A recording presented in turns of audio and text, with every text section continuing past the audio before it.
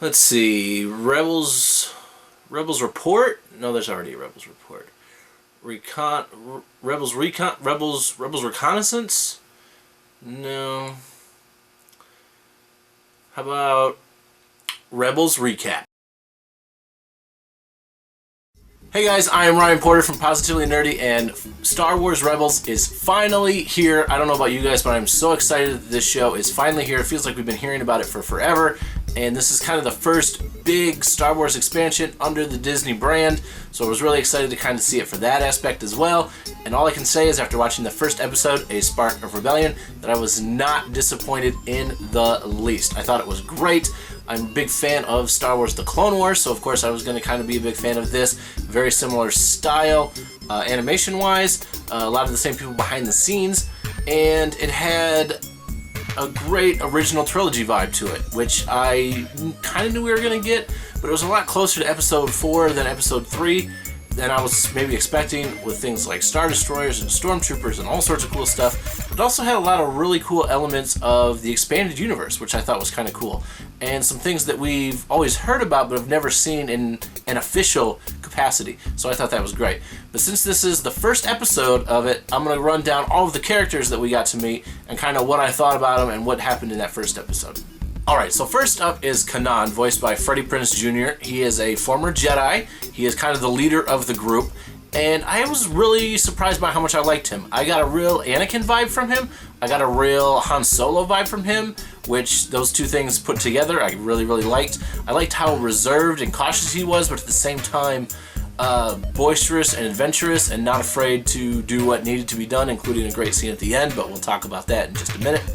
And I have to say, I was really, really surprised by how much I enjoyed Freddie Prinze Jr.'s voice acting. I thought it was terrific. I thought he did a wonderful job, and if I'm being honest, I wasn't really expecting him to do as good as he did, so that was a welcome relief. Next up is Hera, voiced by Vanessa Marshall. She is the pilot. She's a Twi'lek. The Ghost is her ship, and I feel like of all the characters we met, she was the one that kind of got the short end of the straw, at least the first episode. That being said, though, she's definitely the heart of the group. She's got a real motherly vibe to her, and I'm going to like her, but I didn't get a whole lot to go off of in this first episode. Oh, and I think she called Kanan Love at one point. Now, I know there's a novel out there with how Kanan and Hera met, and this is before everybody else came into the picture, so maybe that's in there, but I haven't read that yet, and I'm willing to bet that there's a large amount of people who saw this episode have not read that yet either. So I'm a little bit surprised to kind of have that just thrown in there but not explained. So we'll get that further down the line. I don't have a problem with it. It just kind of caught me off guard because it was just the one quick line, if I even heard it right. Let's talk about Zeb, voiced by Steve Blum. After the first episode, absolutely my favorite character. He has a real kind of Ben Grimm vibe going on, which I really, really liked. Pretty much all he was missing was the cigar and, you know, orange rock skin. But I really, really liked his power and his physicality and his attitude. Great example of that, and I'll get into the plot in just a little bit, but he leaves Ezra behind, and then when they go back to get Ezra, the first thing he does to Ezra is punch him. Pretty much sums up Zeb, all you need to know right there. Next up is Sabine, voiced by Tia Sakar. She wears Mandalorian armor, and she likes to blow stuff up. Don't know much about her other than that. They didn't really give us a whole lot to go on, really. I think she's, I don't want to call her my least favorite character because there's nothing outward about her I didn't like, but they didn't give me a whole lot of reasons to like her either. They have their work kind of cut out for them in terms of getting me on board with her. Ezra, on the other hand, Ezra seems to like Sabine a whole lot. I do like her hair, though. And the last original member of the Ghost crew is Chopper. I really, really liked the little droid. I knew I would based on all the shorts and featurettes that were released before the premiere, but we didn't get to see a whole lot of the attitude and things in this episode. I did think it was kind of cool that everybody understands him. That's kind of a different approach for a droid, certainly a droid that doesn't speak fluent or 6 million forms of communication like our old buddy C-3PO, but Chopper seems pretty cool. And finally, the newest member of the Ghost crew is Ezra, or as I'll be calling him for at least a little while, Ahsoka Tano 2.0. Of course, 2.0 implies improvement, but he is voiced by Taylor Gray. You saw me looking at my notes, didn't you? It's fine. Real Aladdin vibe from Ezra, which I thought was cool. They even called him a street rat at one point. He's an orphan kid. He doesn't have any family. He's got no love for the Empire, certainly. Definitely a bit of a troublemaker. That's how he finds his way into the company of the Ghost crew, by ruining their heist And I really liked the character more than I thought he would. He wasn't nearly as annoying as I thought he would be, and really, that's high praise. And the only villain really worth mentioning in this premiere episode is ISB Agent Kallus, voiced by Danny Aiello. I thought he was a great bureaucratic villain, a great representation of the Empire, and he, bar none, had the best moment in the entire episode. But you know I'm not going to get to that right now. Real quick, I guess on the Empire as a whole, it was really that original trilogy vibe I talked about before. Stormtroopers can't hit the broadside of a barn. They're dying left and right. Their only purpose is to be morons and fall down dead, apparently. But there's something still imposing about the Empire at the same time. And for Rebels to kind of capture that in this first episode, I thought was terrific. And again, really drives home that original trilogy thing. So if you're one of those people who have kind of not liked the prequels, avoided Clone Wars because of the era it was in, Rebels is certainly one of those things that's going to have an original trilogy vibe, so don't be so quick to dismiss it. ISB Agent Kallus, great Imperial bureaucrat, going to be a great villain. Alright, so a quick plot for this episode.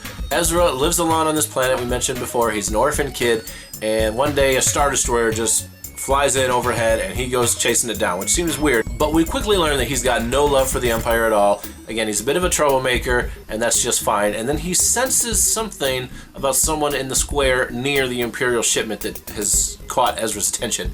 And that turns out to be Kanan, and the rest of the Ghost crew is there, and this massive heist breaks out. Ezra kind of interrupts it, and it leads to a great speeder bike chase that has great nods down to, minute details down to the speeder bike chase in Return of the Jedi, which I thought was terrific because I love the speeder bike chase in Return of the Jedi. I loved it since I was a kid. It might be one of my favorite aspects of the entire saga, bar none. So all those little nods they put in there were great. Ezra, of course, they're not going to leave him to the Empire. He comes with the Ghost crew, and we're off and running from there. Kanan picks up on the same sort of things that Ezra picked up on him. They know he's force sensitive. They allow him to steal a holocron, and basically they're going to run this as like a test. Does Ezra have force abilities? Is Ezra worth keeping around? They go to the other part of the planet where they're dropping off the guns and the food. The guns to a shady character, because these are rebels after all. They need money to fund what they want to do. And they're giving food to the people of Tarkin Town. One of the first big references we get in this show to the Star Wars universe that we all know and love. And I thought it was kind of cool. They played the whole Robin Hood thing, and Ezra starts to realize they're not who he thinks they are. And there's maybe more to these people than he first assumed, which was great. Sticking it to the Empire any which way you can is kind of what these early rebels are doing, and I think that's really, really cool. I like how they don't shy away from them dealing with shady characters either. The alien that they encounter, we've seen him before. I think we saw a species of his in the Mos Eisley Cantina going way back. A lot of great aliens used in this. We saw Rodians, all sorts of cool stuff. Just kind of the scrappiness of the rebels is on great display here. And then they learn about there's a shipment of Wookiee slaves, and they want to go save the Wookiee slaves. Both Sabine and Zeb talk about how the Wookiees have saved their people at one point, so they owe it to them.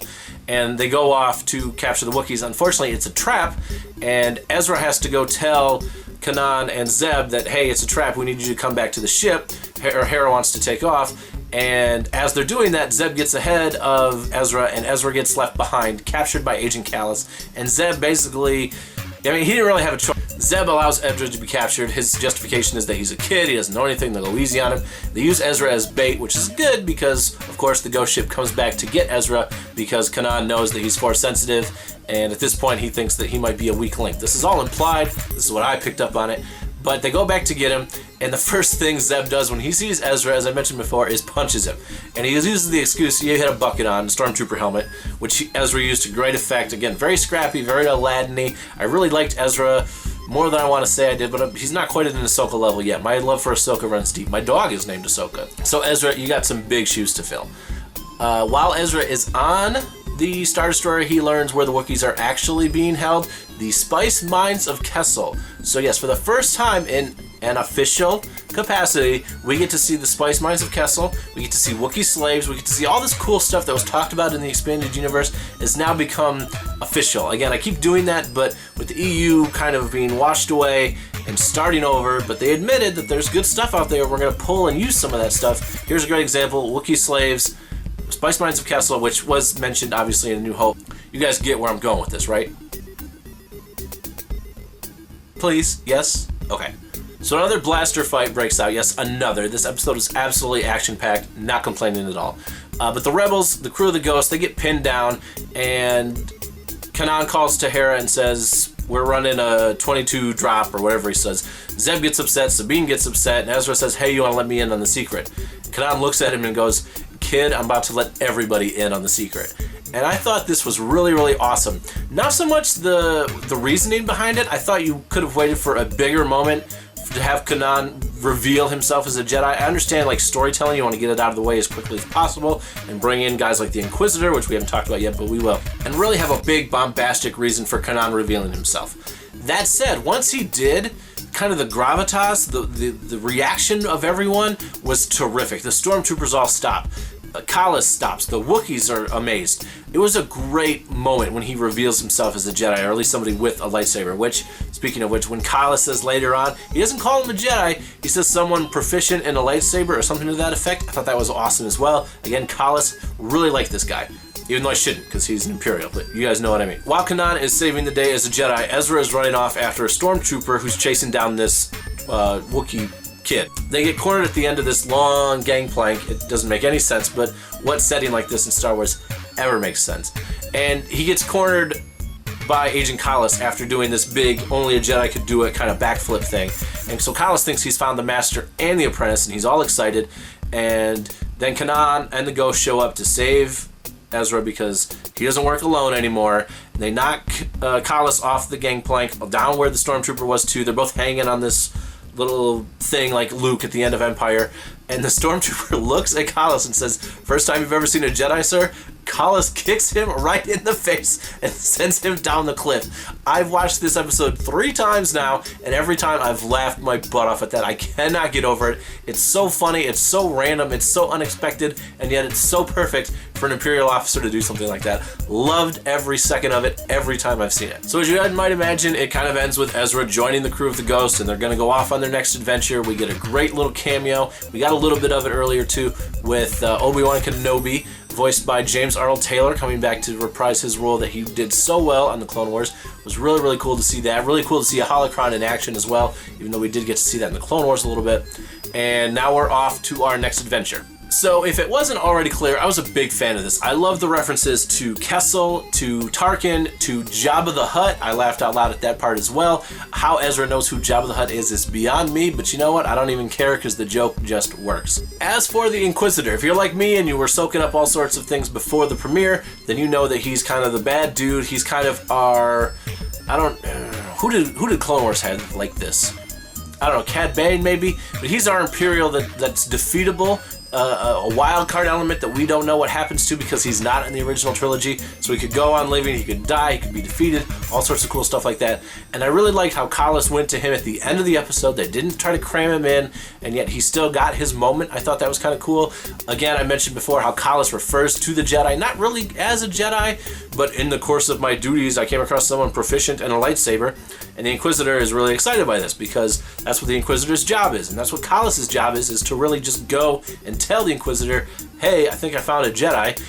All of that was really, really cool, and just kind of, in a quick moment, kind of builds up the series. And we're going to have the Inquisitor versus Kanan. We've seen clips of it online. It's coming. We know it's coming. And that's fine, and I'm not complaining about that.